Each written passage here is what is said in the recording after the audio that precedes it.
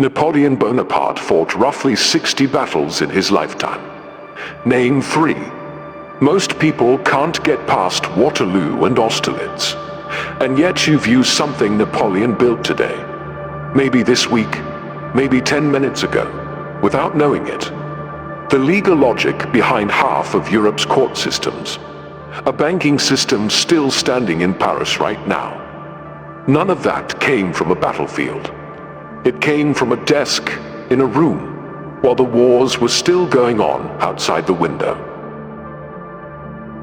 That's the part of Napoleon they leave out of the movies. And it's the only part that actually explains him. Here's the uncomfortable truth about the men history calls great. The wars, the conquests, the legendary victories, those weren't the source of their power.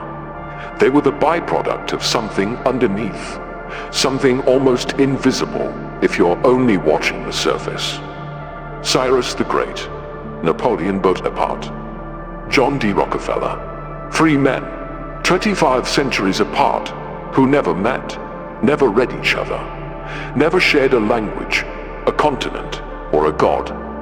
And yet they ran on the exact same internal operating system. They didn't think in events, they thought in arcs. Once you see the difference, you can't unsee it. Not in history, not in business, not in your own life. Start with the oldest one. 539 BC. Cyrus the Great walks into Babylon, the richest, most fortified city on the planet, and the gates open without a real fight. The priests welcome him in. An empire that had stood for 1,000 years just changes hands. For centuries, historians asked the wrong question. How did he win the city? Wrong question. The real question is what he did in the years after, when nobody was watching. That kept an empire of 12 languages and religions from tearing itself apart for 2 more centuries after he died. He didn't rule Babylon like a conquered colony. He let them keep their gods, their courts, their customs.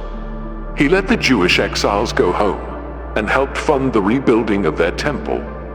Not out of sentiment, but because the people left with their dignity intact. Don't waste your soldiers putting down revolts. A tolerated subject is a stable subject. A stable subject is one you never have to conquer twice. Within a generation of his death, the empire he founded had a road system stretching 2,000 kilometers, with mounted riders relaying messages so fast that even the Greeks, who despised the Persians, wrote about it like it was sorcery. Regional governors ran the provinces, day to day. Royal inspectors moved through those provinces, checking that power delegated was not power lost. Do you see what's happening?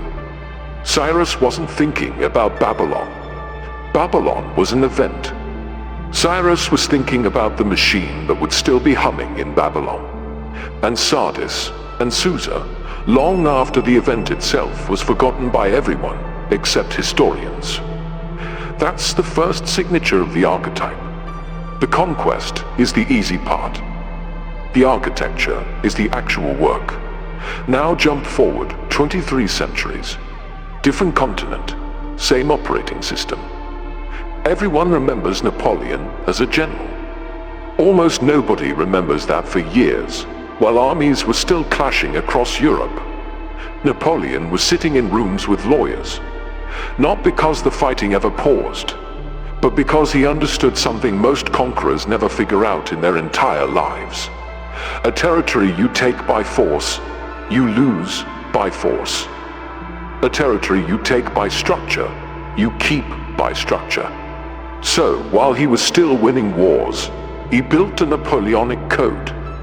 One unified set of laws, replacing centuries of contradictory feudal privilege, applied the same way whether you were born a noble or a peasant. He built the Banque de France to stabilize currency long after the armies marched home. He built the lycée system, public education engineered to manufacture administrators. Engineers and officers' human infrastructure for an empire that would need replacement parts for decades, not just for next season's campaign. Here's the detail almost nobody sits with long enough. Napoleon lost Waterloo, 1815.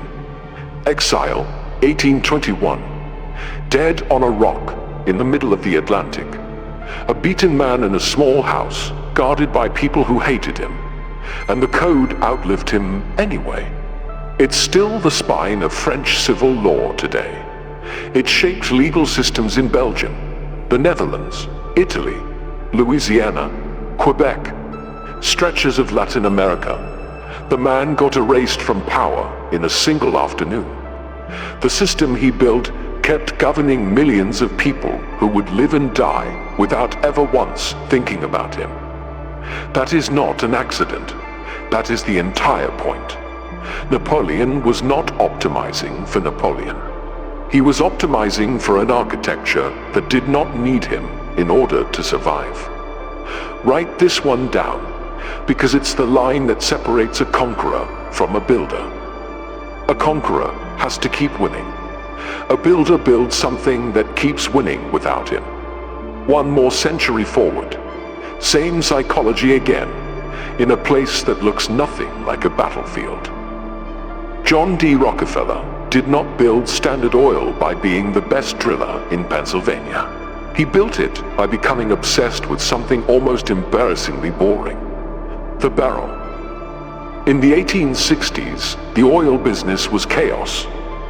Wild prices, wild quality. 100 small refiners undercutting each other straight into bankruptcy. Almost every one of them was thinking about this week's shipment, this month's contract, the event in front of them. Rockefeller asked a different question. What if the entire chain, drilling, refining, barrel production, pipelines, rail contracts, distribution, answered to one coordinated system instead of 100 competing ones, each panicking on its own schedule? That question became Standard Oil. Vertical integration before the term even existed. By the 1880s, it controlled close to 90% of refined oil in the United States. Not because Rockefeller won one dramatic price war, but because he built a system so efficient that winning became the default outcome, week after week, without him personally negotiating a single barrel. Here's where most retellings stop. They miss the second system, the one that mattered more. Rockefeller spent the back half of his life building a machine for giving money away, and he ran it with the same systemic obsession he gave the oil business. Not impulse checks to whoever asked the loudest. He built the General Education Board. He built the Rockefeller Foundation. Funding structures engineered to outlive every problem they were created to solve, and every person involved in solving it, his own family included. The University of Chicago exists because of that system. Foundational pieces of modern American medical research exist because of that system. The man has been dead for almost 90 years, and the system is still funding work today, this month, completely without him. Cyrus, Napoleon, Rockefeller. 3 different worlds, 3 different centuries, one identical pattern underneath all of it. So what's actually happening inside the head of a man like this? What's the wiring? Strip it down to the bones, and it comes down to one addiction versus another. Most people are addicted to the event, the win, the launch, the good quarter, the argument they finally won at dinner. Events feel incredible because they're immediate. You can feel a win on the day it happens. You cannot feel a system on the day you build it. A system is slow and quiet and looks like almost nothing while you're laying the foundation of it.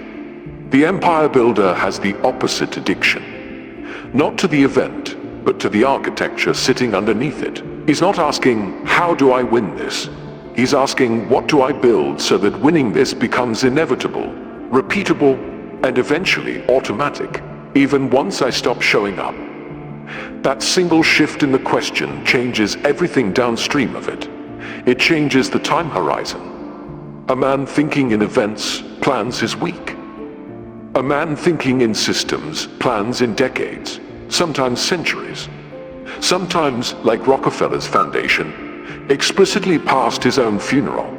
It changes what counts as a win. A man thinking in events wants the trophy in his hand.